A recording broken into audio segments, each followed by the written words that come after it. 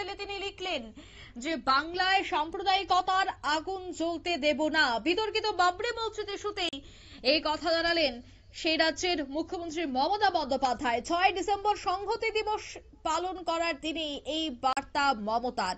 কিছু রাজনৈতিক দল পশ্চিমবঙ্গে সাম্প্রদায়িক অশান্তি তৈরি করার চেষ্টা করছে, আর তাদের বিরুদ্ধেই চলবে লড়াই। সংহতি দিবসের এক স্যান্ডেলে আরো একবার গর্জে উঠলেন মমতা বন্দ্যোপাধ্যায়।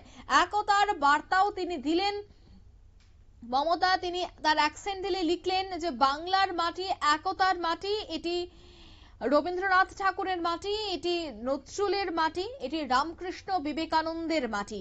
এই মাটি কখনো মাথা নত করেনি বিভেদের কাছে, আগামী দিনেও করবে না। হিন্দু, মুসলিম, শিখ, খ্রিস্টান, জৈন, বুদ্ধ, বাংলার সকলেই আমরা কাঁধে কাঁধ মিলিয়ে চলতে জানি। অর্থাৎ বাবরি মসজিদ নিয়ে যখন বিতর্ক শুরু হয়েছে, এই বিতর্কের মাঝে এবার একতা দিবসের দিন ঐক্যের বার্তা দিলেন মমতা বন্দ্যোপাধ্যায়। প্রচুর মানুষের ভিড় সেখানে দেখা গেছে। মমতার এই দিনের এই অনুষ্ঠানকে কেন্দ্র করে কি উঠে আসছে শোনাবো। আমরা বাড়ি হচ্ছে পলাশী, রায়তারা থানা, গ্রাম হচ্ছে পলাশী। বাবরি মসজিদ করার লাগে আমরা এখানে এসেছি। আজকে খুব আনন্দ, খুব খুশি।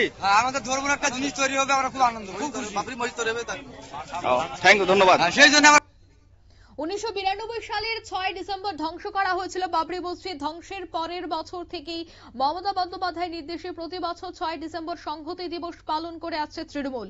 এবার এই কর্মসূচির আয়োজনের দায়িত্বে তৃণমূল ছাত্র যুব সংগঠন ছিল। তবে আজ যেহেতু বাবরি মসজিদের ভিত্তিপ্রস্তর স্থাপন হয়, তাই সেই জায়গায় দেখা গেছে যখন একদিকে মাথায় করে 6 থেকে 7টি ইট নিয়ে হাজির হচ্ছেন সেখানকার সংখ্যালঘুরা, সেই জায়গায় তারা তাদের অনুভূতির কথা তুলে ধরছেন। অন্যদিকে মমতা বন্দ্যোপাধ্যায় ঐক্যের বার্তা দিলেন আজকের এই দিবসকে কেন্দ্র করে। এই মুহূর্তের সংবাদ এই পর্যন্ত। আমাদের পরবর্তী নিউজ এবং আপডেট দেখার জন্য অবশ্যই চোখ রাখবেন শুধুমাত্র নিউজ ভ্যানগার্ডের পর্দায়। ধন্যবাদ।